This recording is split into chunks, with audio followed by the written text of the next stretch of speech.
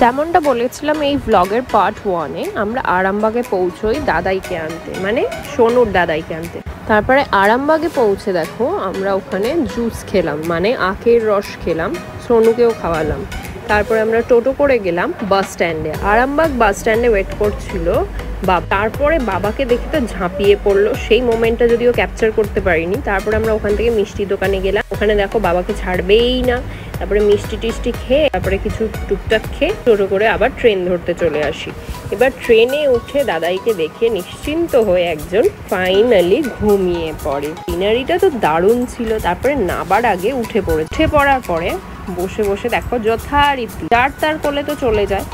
এটা একটা যদিও ভালো হ্যাবিট, আবার খারাপও বলতে পারো। সবার সাথে আড্ডা মারছে।